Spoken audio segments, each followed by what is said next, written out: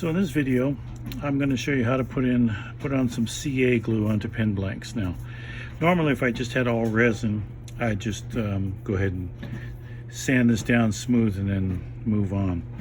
But because I have little bits of choya in here, I'm going to go ahead and use the CA so it seals this up and hardens all this wood right here. Now, before I got to this point, I sanded with 600, and I just used this first pad of the sanding system here. And I think this is a 1500 grit. And I got this down nice and smooth across here to get it ready for the CA glue. Now after the CA all goes on, we'll use wet sanding and go through that whole system. But for right now, I like to use BSI glue, and I have a super glue here, and this is thin foam safe. And they call it foam safe because it doesn't have the chemical smell, and so you don't get the fumes that can really bother you, and I like that. And it seems to me to work about the same, but perhaps somebody out there knows that this isn't, so they could answer that. When I apply it, I will gently press my start button and rotate my speed up to the slowest speed I have. So right here it's about 324, which is fine. And I'm gonna use blue towel. I like to use blue towel. They don't leave much residue on much of the fibers onto the pen blanks here. And I'm gonna take and put my first run across here. Now I'm just gonna put this on the top and just put it across just like that, and I'm gonna go back once, and that's all. And same here. I'm gonna go back once, and that's all. And then for the accelerator, most people just spray it right on, but I find that I get a better finish if I actually spray the accelerator. And again, I'm using BSI. I spray the accelerator on the bag, and I speed this up to a very fast speed, well over 1,000. It's 1230, and I lightly touch this on there. And what this does is this applies the glue, and it smooths it out, because this will smooth the glue out a little bit, and I get a nice smooth finish on there. So I will continue building up in this manner, one after the other. Now remember, when you have accelerator in your hands and you touch glue again, it can heat up, so if you feel some heat, be careful. Always wear gloves for this stuff. You don't want just your raw hands. So here, going across here again, same way I did before, and I could feel the heat building up on this here from the accelerator. And again, I'll spray my accelerator. You can't see it off screen because I don't want to get accelerator on here. I sprayed it onto this, speeded this up to about 1300 again, more or less. You know, the speed is not precise. It's just you want to make it fast and lightly touch across there is all you're doing. You're not putting much pressure at all. All you want to do is cure that accelerator, or cure the glue with the accelerator, I should say. All right. So you can see that we're building up a pretty good finish already. So I'm just going to continue doing this for a little while longer. I'll probably end up putting 5 or 6 coats of this on. And if you have a smooth surface to begin with, 5 or 6 coats are plenty CA to put on there. But if you have a rougher surface, then you probably want to go like 10 or so. Now you can continue using thin CA, or you can go on over to a medium CA.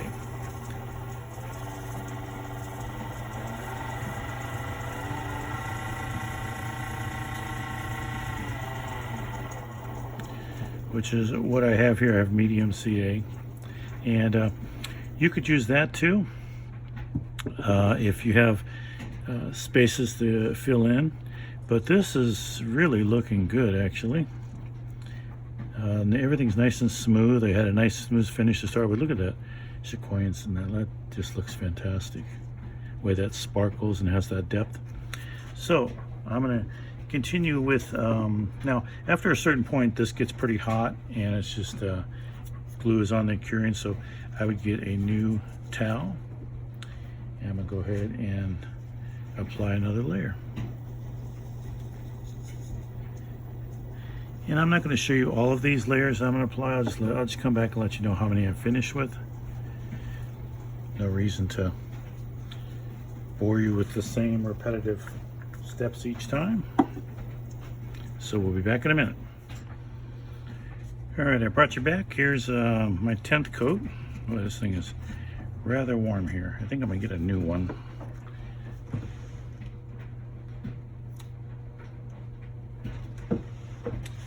So these are cut in quarters on the towels. This is eighths of the towel, and this is the size I like to work with. So this is my final coat. I believe this one is the 9th coat that I'm going on here. So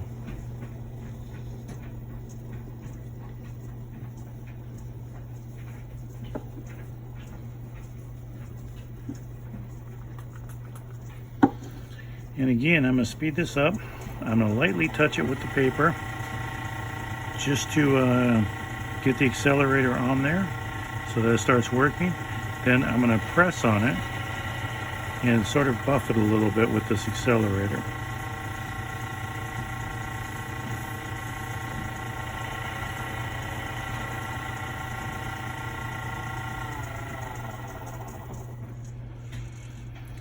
And you can see that we have a really, really nice finish on here.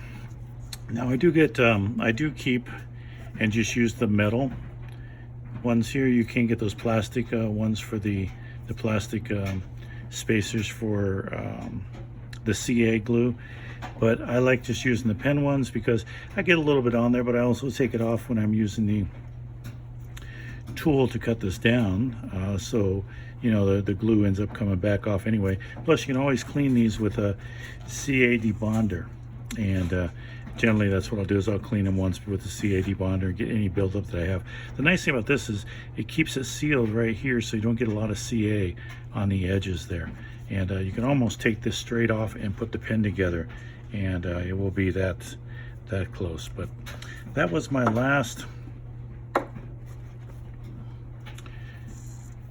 application of that. So I'm gonna bring this on over, and I'm going to go through this entire set of sponge sanding system, and a wet sand is always the best. And I like to have it rotate around this way because that way it comes into my sponge sander, and if you look here, I'll try and get it up there, I can see the water there, and I know I got good lubrication across there.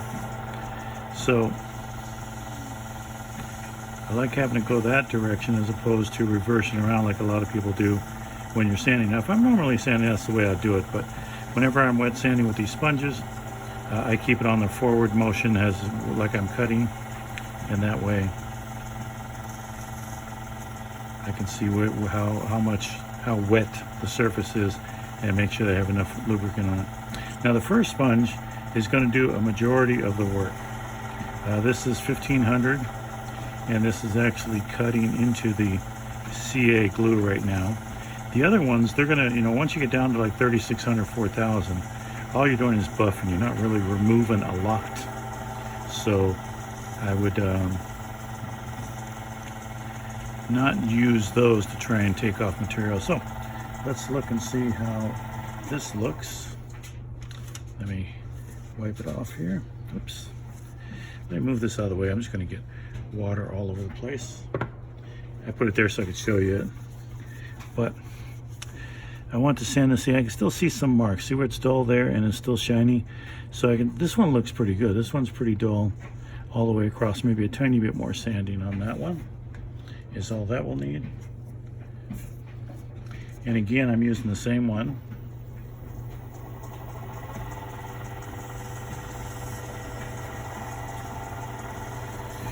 And this is the 1500 grit.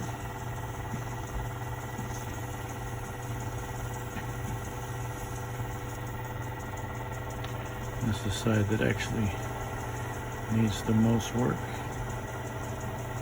So what I want to do is I want to get it so that it is all dull evenly across the pen, and then I know I have a nice smooth surface. If I see any bright highlights, that means that I haven't sanded down the CA to be flat yet. And you don't have to worry, all this is This is sandy, it's not an aggressive sanding, so you don't have to worry about going through the CA so much. I've never gone through the CA by sanding, but I guess it could happen.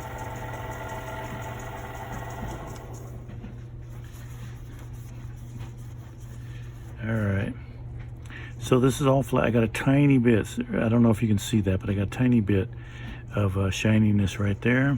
And I'm looking at my light right there. As this light comes across, I'm seeing there's a mark right there. That's a pretty deep mark, so I'm not sure I'll get that out 100%, but we'll try.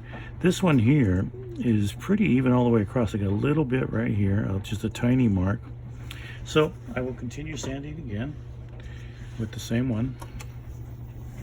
So I know that one marker's right in there, so I'm putting a lot of pressure on that. Not a lot, man, I'm not pushing super hard, but I'm just making sure it stays against there. And move this pad around, switch it around, because you don't want to get a groove mark on it, on the pad, where it might heat up. Although it doesn't really heat up when you're using wet sanding. Dry sanding, you could easily heat it up. But I'm just gonna go back and forth here. Make sure I get that groove out. Now the next grit down, the 1800, that does a little bit of cutting too. So, you know, that will clean up anything that might be left after this. Okay, let's see what we have.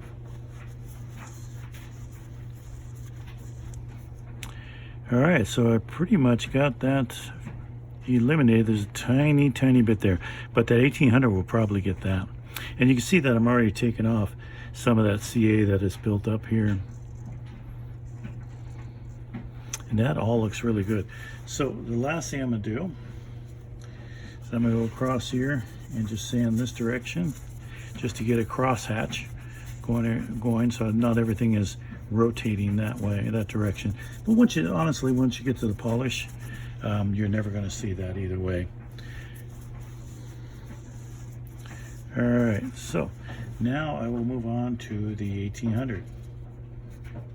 And here's what I was talking about. When it heats up, you can get these marks built in there, especially when you're dry sanding.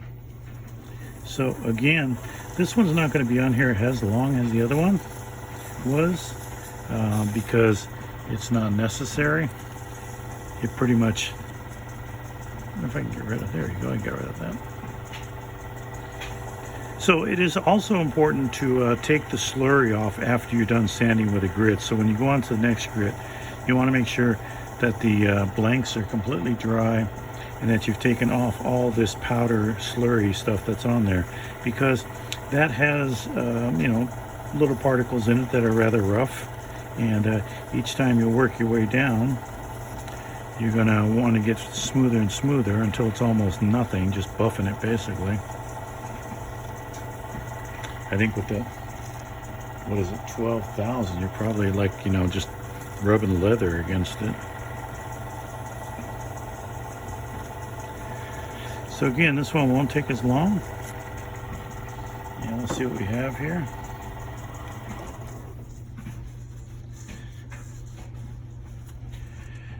And that one mark is completely gone. Everything is perfectly dull right now. And you see how dull it is. And as we sand it, it will bring that luster and shine back in again. So I will continue on. I won't bore you with each step of this, but I will continue on. And just to give you an example, in this last one here, you'll see how long this one is. Each one I progressively get shorter and shorter, you know, so that all it's doing is just buffing it out. And we got a nice smooth finish going on. Okay, so I'll bring you back, and you can see how it's already starting to shine up a little bit more. So I'll bring you back when I'm done. Okay, so I used my final pad on here for about 45 seconds, going across this, and you can see the finish. I mean, this is just after sanding. This is with nothing else on, just the CA glue. Nice, solid, shiny finish. Everything looks just beautiful on there, as you can see. My final step is I'm going to apply some marine spar varnish. Now, if you had little scratches or something left in here that you wanted to take out, you could use some paste wax or some paste like Axe paste or one of those to sort of clean up the scratches. But this doesn't have any scratches. I mean, this is just beautiful, right, as it is with the sanding. So I'm just going to put some wax to protect it. And I like using the marine wax because that generally goes over fiberglass, and it's going over fiberglass boats that, you know, they're sitting in the sun for quite a while, like all day. So you know that this is going to be a pretty good finish on it, or finish wax on it. So I will apply 2 coats of this, and I'm just going to rev it up and let it dry a little bit before I buff it off. But I put 1 coat on there and let it dry a tiny bit, and I'm just going to buff it all off. And you see we get a slight bit of shine to it, not much more. And you can see that it doesn't leave anything there.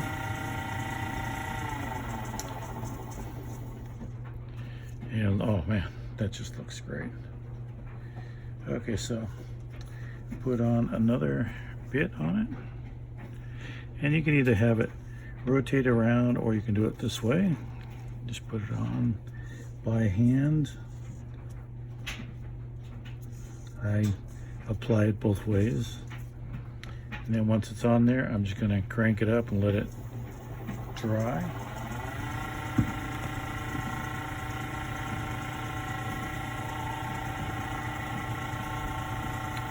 And we'll give it our final buff.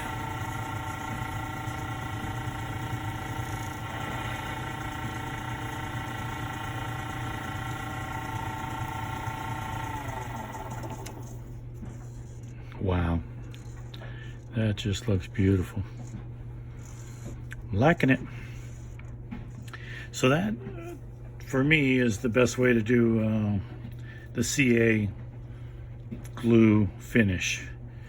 Everybody has their own way. That's the way that I do mine. You can see that I've taken most of that CA glue off already, off these, so you don't have to worry about a glue buildup on your bushings here. That won't happen. Anyway, let me take this apart, put it together, and show you the final pen. Okay, so here it is, the music pen all done. And it just looks fantastic. I love the choya in there. This part right here. And this brown and copper is just really a very, very rich color in the resin. Okay, so if you enjoyed this video, please do like and subscribe. That really helps out the channel. And hopefully we'll see you back on the next one.